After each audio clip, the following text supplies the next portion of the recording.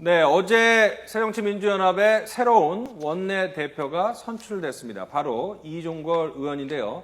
자, 이종걸 의원, 저희 강경투쟁 예고자라고 이렇게 제목을 뽑아봤는데, 이종걸 신임 원내대표는 어떤 인물인가요?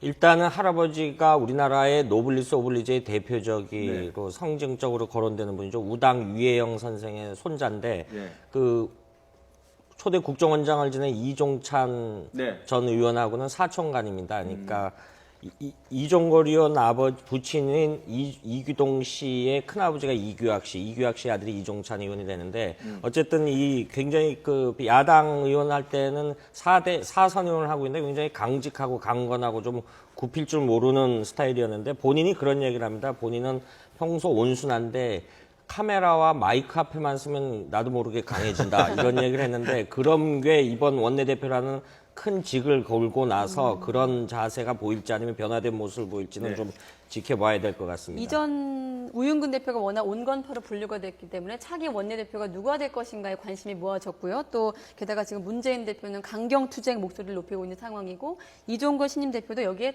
투쟁을 하겠다고 했는데 또 대여 투쟁을 더 얹었거든요. 그렇습니다. 사실 우윤근 원내대표도 율사 출신이고 지금 이종걸 지금 신임 원내대표도 율사 출신인데 보통 율사분들 같은 경우에는 비교적 합리적이고 어떤 협상파라 생각하는데 이종걸 의원 같은 경우에 원내대표 같은 경우에는 비노계 중에서도 강경파라고 이렇게 분류되고 있지 않습니까?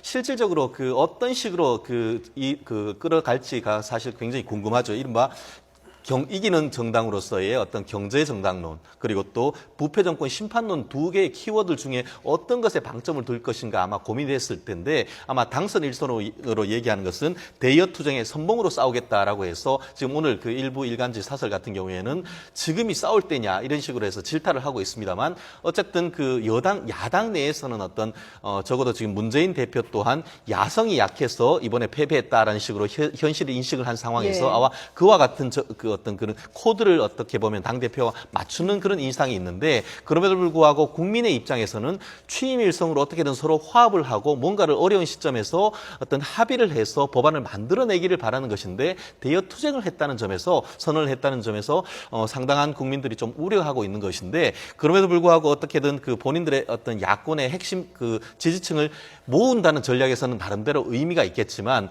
이와 같은 어떤 강경 투쟁을 예고했는 것이 앞으로 어떤 5월달과 6월달로 이어지는 임시국회에서 어떤 식의 어떤 합의를 통한 옥동자를 만들어낼지에 대해서는 국민의 상당수는 좀 우려를 나타내고 있는 그런 시점인 것 같습니다. 이종걸 신임 원내대표가 이제 개파로 따지면 이제 비노로 개파가 분류가 되고 있습니다. 그리고 개인적으로 본인에게는 이번이 이제 네 번째 도전만에 된 거 아니겠습니까?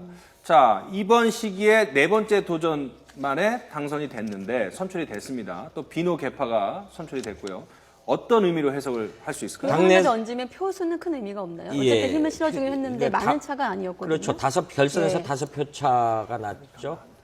5표 차가 났는데 당내에서 이런 얘기가 나옵니다. 진정한 야당이 됐다. 그리고 동고 지도부가 구성이 됐다. 왜냐하면 문재인 대표는 친노의 좌장이라고 해도 과언이 아닐 정도로 핵심 구심점 역할을 하는데 당 내부에서 결선 투표까지 갔던 또 다른 최재성 의원이 있죠. 같은 경우는 이제 친노계로 구분이 되는데 반대표가 몰아줘서 이런 현상이 나타나서 진정한 야당이 됐다. 그래서 내부적으로는 어떤 당내에서 나오는 목소리인데 친노의 어떤 독주를 막을 수 있는 그런 어떤 견제 장치도 만들어졌고 또 하나는 대여 협상 과정에서는 유승민 새누리당 원내대표와 학번이 같아요. 76학번인데 근데 공교롭게 또 이 두 분이 국회의원 생활을 하면서 이종걸 의원 같은 경우는 4선이고 유승민 의원은 3선인데 이렇게 선수를 오랜 생활을 같이 하면서도 상임위는 같은 거를 단 한 번도 하지는 않았습니다.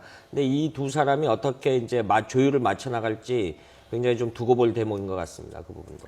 네, 이종걸 신임 원내대표 취임하자마자 큰 숙제를 떠났습니다. 바로 여당과 지난 4월 임시국회에서 처리가 불발된 공무원연금 개정안 그리고 국민연금 어떤 식으로 강화할지 이 문제를 다시 협상을 해야 되는데 이것을 어떻게 순조롭게 협상에 나설지 아니면 이것을 빌미로 대여 투쟁을 선도하고 강도 높게 출범 초기부터 강도 높게 대여 투쟁에 나설지 한번 지켜봐야 될 문제인 것 같습니다.